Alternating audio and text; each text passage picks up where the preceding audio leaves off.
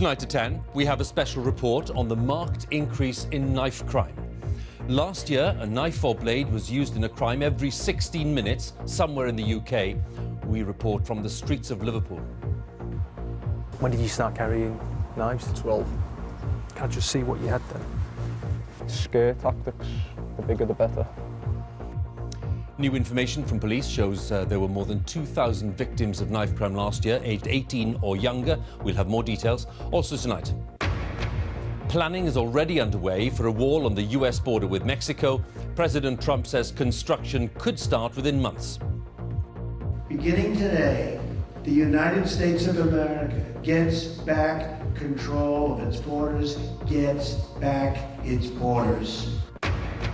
News tonight that RBS, mostly owned by the taxpayer, is to set aside another $4 billion to pay fines for mis-selling. It's gold again! The triple-triple! Usain Bolt is to hand back one of his Olympic gold medals because a teammate tested positive for a banned substance. And the woman in charge of British Vogue is to step down after 25 years at the heart of the fashion industry. In the south, Saints reach Wembley with a last-minute goal. We're live at Anfield at 10:30. And killed by a drunk driver, the bereaved parents calling on the government for much tougher sentencing.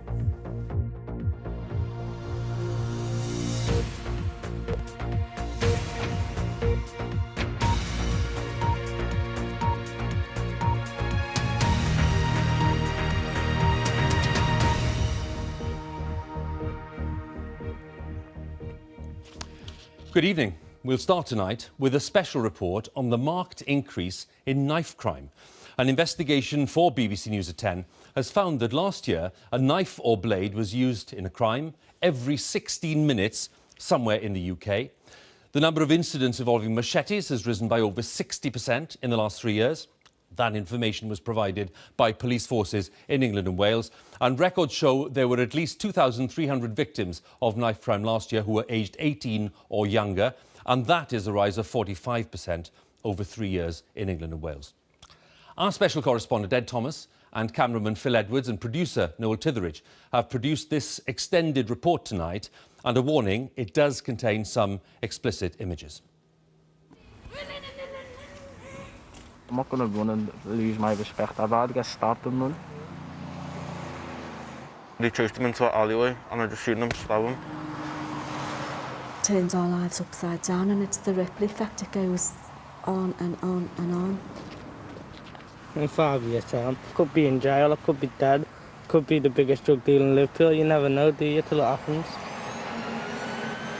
Tonight, it's Liverpool. But this story could be told in many cities. It's one of knives, fear, and wasted lives.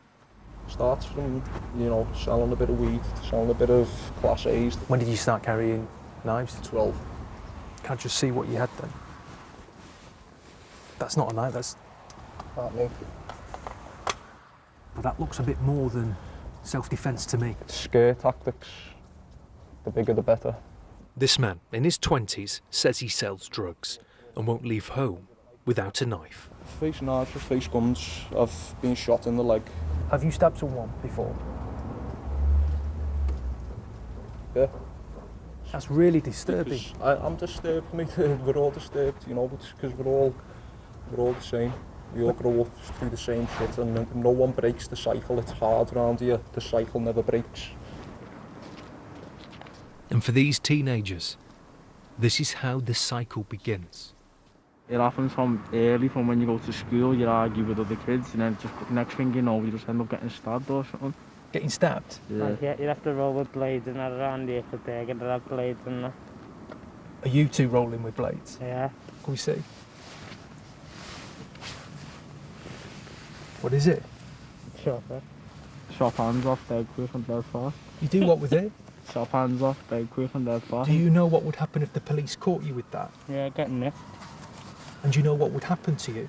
Yeah, probably go to jail. On Merseyside, knife crime has risen by a quarter since 2012. And since then, across England and Wales, at least 7,800 victims were aged 18 and under. Like, I've had to stab a couple of kids because they've been chatting shit over social media about me, about my dead friends. People, or about our dead mates. And what damage happened to those kids? Yeah, sliced face. They're scarred for life. Yeah. So they wake up and think, yeah, I'm not going to say that no more, because look what that caused me. And see the scar on the face. This is completely wrong. This is unacceptable. Karma works in both ways. I know my karma's probably going to catch up to me one day. And when it happens, it happens. I'm not going to run from it. I want to fight back. And the pain caused isn't just physical. I could never walk these streets right here, right now, without having flashbacks, memories of some sort. Misery, abuse, torture. Chloe wanted to talk openly. At just 16, she was groomed by a Liverpool gang. She faced knives, guns, beatings, and sexual abuse. One of my boyfriend at the time's friends pulled up at the car. A gang member? Yeah. And said, I can take you to him. So I got in and he went into the park and proceeded to lock the doors of the car. So that at that instant I knew that I weren't going to see my supposed boyfriend.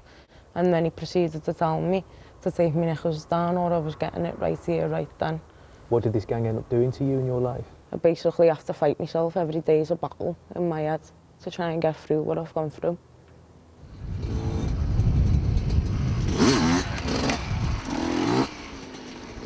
And the consequences of the violence echo across this city, changing lives. You've got kids who won't go into the next street, and I mean literally the next street because they're scared of the gangs that are around there. Here, they work with children from the age of 5. Move, don't stay in parole, move. Educating kids about street violence that they believe is mostly unseen and underreported. It doesn't even make the news no more in Liverpool, unless it's a real bad case, but we know about it. As youth workers, we get to find out all the stuff, this stuff's happening on the streets, so we know it's happening a lot more than what the stats are saying. What those stats do tell us is that, on average, every 16 minutes, a knife or blade are used in a crime across the UK. In Liverpool, trauma nurse Rob Jackson treats the victims. We've seen people having their hands hacked off for £70 cannabis bills. He photographs what he sees. The results can be horrific. We've seen people's faces hacked to bits. We've seen people who've had their guts basically split open. His pictures are shown in schools, a warning to children who carry knives. It takes one stab wound to kill you. It doesn't have to be a 5 or 6, stab puncture wounds. It can be down to one single wound, and that can be enough to kill somebody.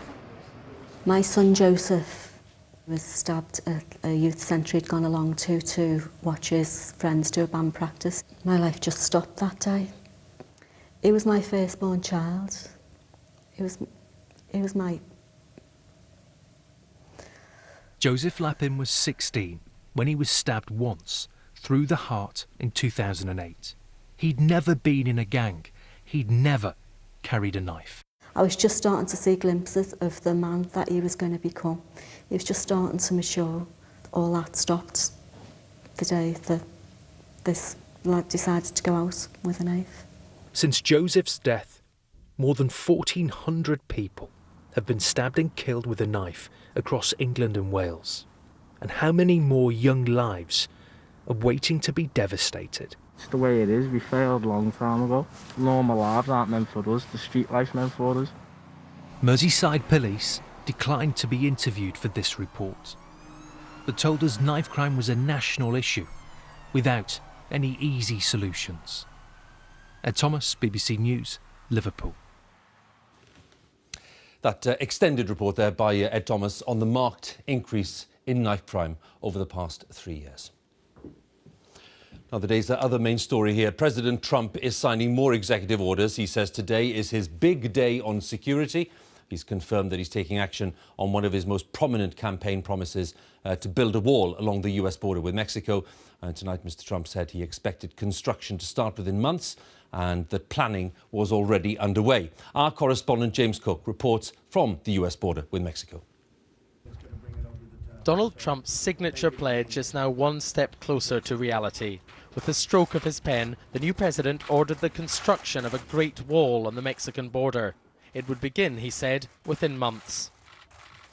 A nation without borders is not a nation.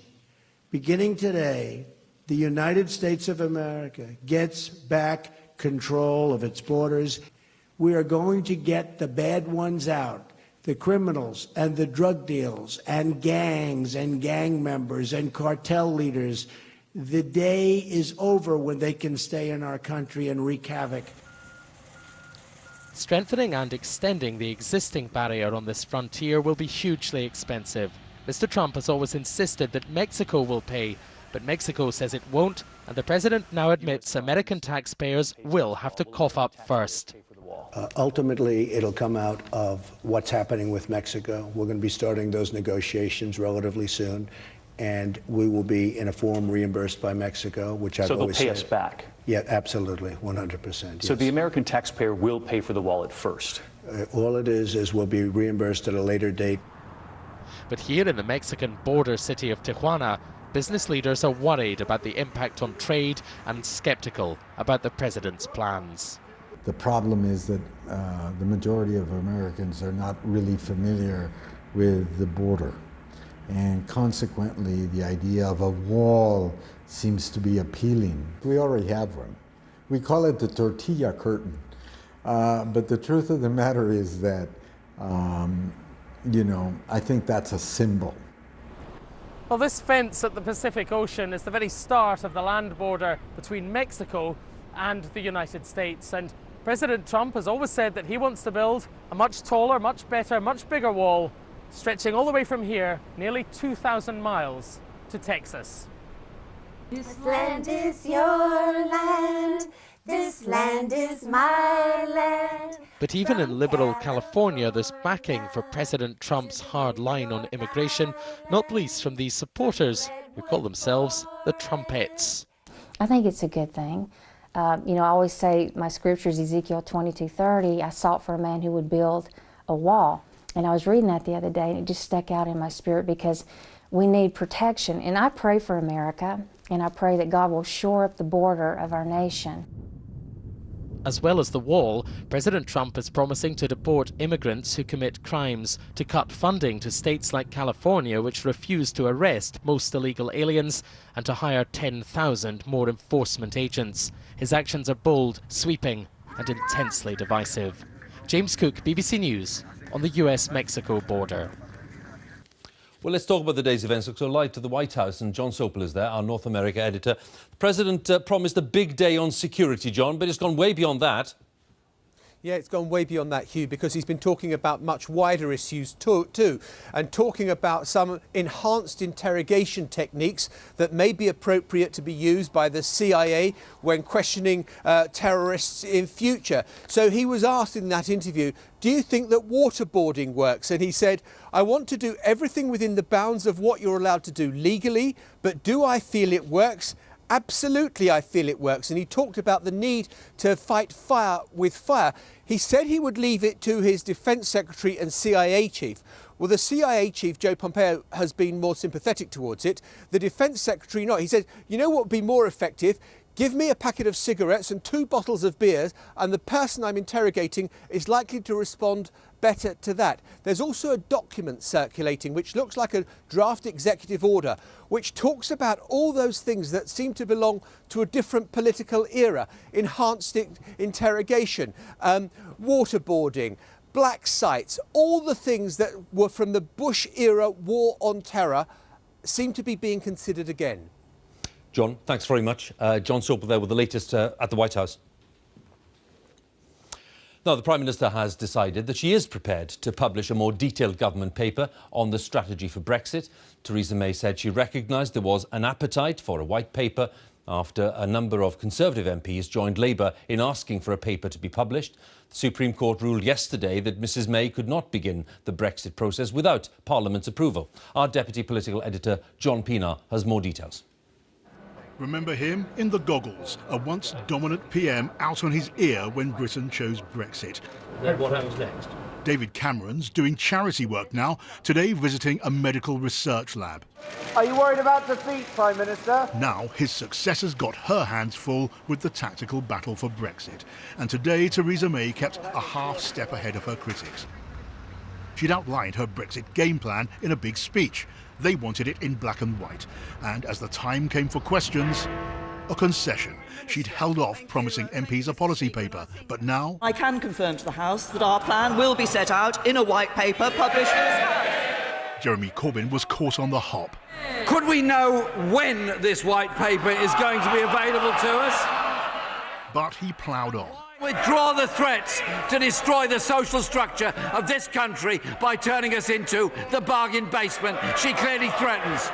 But the Prime Minister's kept the initiative, and the Brexit paper is unlikely to tell MPs more than they know now. It was an easy concession for Theresa May to make, but Tory MPs worried about Brexit welcomed it. She's also keen to appear ahead of the game when she visits Donald Trump in the White House later this week. And she told MPs she won't duck policy differences. I am not afraid to speak frankly to a President of the United States. I am able to do that because we have that special relationship. MPs queued to offer issues where she could take on the new president. He must abide by and not withdraw from the Paris Climate Change Treaty. President Trump has repeatedly said that he will bring back torture as an instrument of policy. When she sees him on Friday, will the Prime Minister make clear that in no circumstances will she permit Britain to be dragged into facilitating that torture? Will the Prime Minister tell President Trump that she is not prepared to lower our food and safety standards or to open health systems for privatisation? Her answer, she and her government would stand their ground. We will put UK interests and UK values first. Another former Prime Minister's been in Brussels. Tony Blair knows getting close to the White House at the wrong time can end badly. MPs on all sides are anxious. Theresa May remembers that lesson. John Pienaar, BBC News, Westminster. Now, there's news tonight that Royal Bank of Scotland, which is mostly owned by the taxpayer, is to set aside another $4 billion to pay fines for mis-selling. Our business editor, Simon Jack, is here with more details. What can you tell us, Simon? This is another massive body blow for RBS. It's been setting aside this kitty to pay this monster fine that it's expecting from the US authorities for its role in selling risky mortgages, the so-called subprime crisis. Now, that kitty is now at $10 billion if you add in this $4 billion, and this will put RBS in a bigger loss in 2016. This will be the 9th year in a row that RBS has lost money. I should say this was not unexpected, nor is it final. The final bill may be much higher than $10 billion. RBS had hoped to try and settle all this at the beginning of this month before the new administration comes in, and it remains to be seen whether the new administration is more or less lenient on foreign banks which have caused misconduct. Now, all of this, of course, is incredibly frustrating for the management of RBS, very frustrating for taxpayers, because it looks like it's going to be even further until we get our money back. Now, as painful as this is, maybe we're taking one step towards the end of this very long, very dark tunnel, but it seems to be it's going to be another couple of years, at least, several years before we get our money back. And, we remain to be seen, but I expect that as early as tomorrow morning around 7 o'clock. OK, Simon, again, thanks very much. Simon Jack, therefore, is our business editor with the latest on that RBS story. Let's have a brief look at some of the day's other news stories now then. More than 4,000 people have been sleeping rough every night on England's streets. The latest figures show that while London has the highest number of homeless people, more than half of councils in England recorded a rise in rough sleepers compared to the previous year. A man arrested over alleged threats made against Gina Miller, the woman behind the Brexit legal challenge, has been released on bail. The 50-year-old man was detained on Wednesday on suspicion of racially aggravated malicious communications. He's been bailed until mid-February. Northumbria University has apologised and been fined £400,000 after 2 people nearly died taking part in a science experiment. The students were accidentally given enough caffeine for 300 cups of coffee, 100 times the intended dose.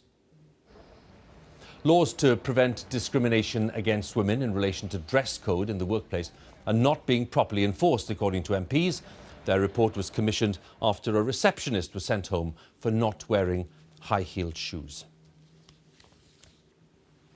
Now, rescue teams in Italy have found 4 more bodies in the ruins of a ski resort hotel that was hit by an avalanche last week. In all, 24 people were killed, with 5 people still missing. Our Rome correspondent, James Reynolds, has been speaking to 2 of the survivors.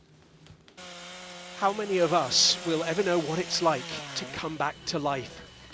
On Saturday, Vincenzo Forti and Giorgia Galassi were pulled from the Rigopiano Hotel. The couple had been trapped underground for 59 hours. This afternoon, we met them at home. They told me what happened when the avalanche hit.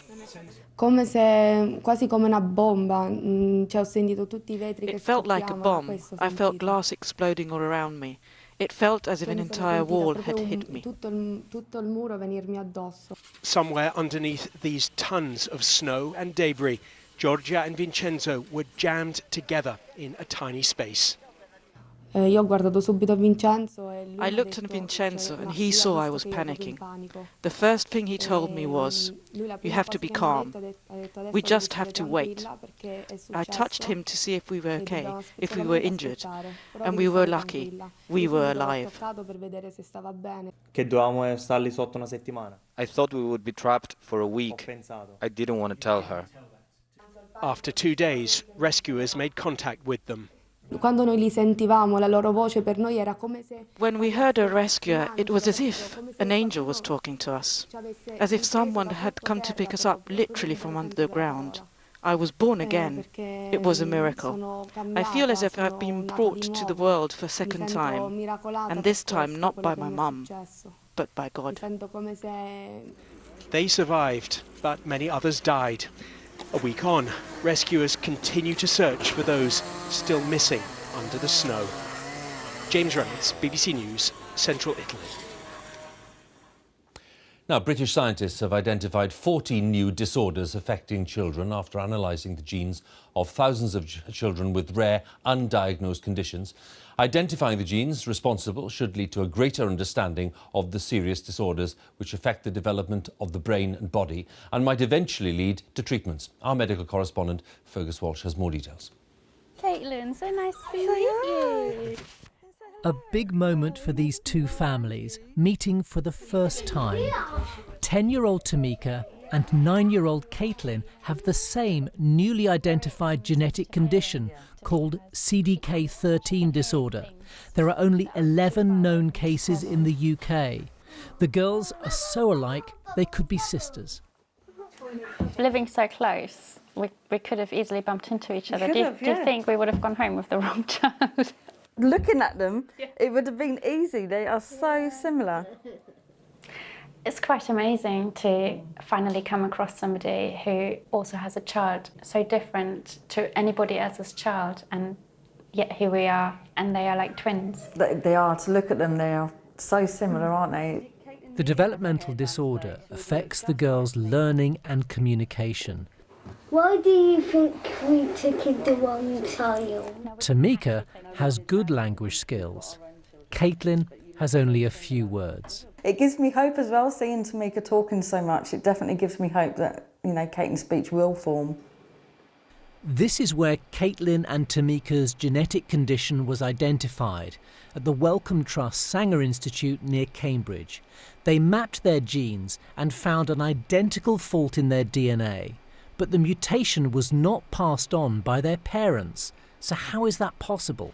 Each of us inherits half our DNA from our mother through the egg and our father in the sperm. Sometimes when those genes are passed on, spontaneous mutations occur that cause rare developmental disorders in children. The older the parents, the more likely that is to happen. Scientists here have identified 14 new developmental disorders and calculated that 1 in every 300 babies will be affected by a spontaneous genetic condition not carried in their parents' DNA. In the UK, that amounts to around 2,000 children every year. The research in the journal Nature provides reassurance for many families all over the country. The discoveries end the long odyssey that these parents have had trying to find the underlying cause of their child's condition. It provides them with the risk for future pregnancies, which for these conditions is actually very low. And it provides opportunities for research into the causes and possible therapies that might be applied. Hey people! Katya was told last year that she had not passed on Tamika's genetic condition, and that gave her confidence to have another child, Timo, who's unaffected. Both families say being part of this research has been hugely rewarding. It's like belonging to a club or a newfound family. Yeah, it has felt like we've been, for the whole 9 years that we've just been on our own, that there's no one else out there. But now that, you know, there are other families, it's all changed. Yeah, completely. Yeah. Fergus Walsh, BBC News. Now, Usain Bolt, the record-breaking Jamaican sprinter, will have to hand back one of his 9 Olympic gold medals after one of his teammates in the 4x100 metres relay in the Beijing Games, Nesta Carter, tested positive for a banned substance when samples were reanalysed. The gold medal was one of those which made up Bolt's famous triple-triple, as Katie Gornall tells us. In a sport measured in fractions of a second, this was an astonishing feat of longevity. The triple-triple, he's done it! Usain Bolt's 9 gold medals at 3 different Olympics was unprecedented. Now, through no fault of his own, that history has been tarnished. The reason lies with this man, Nesta Carter, Bolt's teammate in the relay at the 2008 Beijing Olympics. His start propelled Jamaica both to gold and to a world record. But last year, Carter's sample from these games was retested, and today he was found guilty of doping. Under the IOC rules, the whole team is now disqualified. It's an outcome that Bolt has feared for some time. I asked him about it back in August in his hometown of Kingston. At any point I lose one of my medals, it would be devastating and stressful, you know what I mean? To know that after all that hard work, this will happen. But I think the sport is in a really bad place now, but the only place it can go right now is up. It must be hard as well, because the triple-triple is such a special achievement. It's very special, but we'll see. Fingers crossed. Sadly, whilst Bolt stood clean, his rivals have fallen around him. Justin Gatlin has been banned twice for failing drugs tests. Tyson Gay has tested positive for an anabolic steroid. And his fellow Jamaican Asafa Powell has served a 6-month ban. Today, Nesta Carter was found to have taken the banned stimulant methylhexanamine. You can't rerun the race, you can't get those medals back, and I think in Usain Bolt's case, after what we saw in Rio, we all now know that that was his last Olympic Games. So it's gone from those 9 medals that were unbelievable to 8 medals, but it's still unbelievable what he achieved in his career. Bolt will now have to hand back one of his precious medals. Still, he'll retire with his legacy intact. Katie Gornall, BBC News. Some football news, and Southampton have progressed to the final of the English Football League Cup after beating Liverpool at Anfield. A late goal by Shane Long secured the second leg of the tie, giving Southampton a 2-0 aggregate win. Hull City play Manchester United tomorrow to decide who they'll be facing in the final. Now, one of American television's best-loved stars, Mary Tyler Moore, has died at the age of 80. He's probably sitting out there right now thinking that boy, and I don't blame him. Look what I did. Oh. In the 1960s, the Mary Tyler Moore Show was among the biggest programmes on US television. She also had some success in films with an Oscar nomination for Ordinary People. She'd been seriously ill for 2 years, and her representative said that she died in the company of family and friends.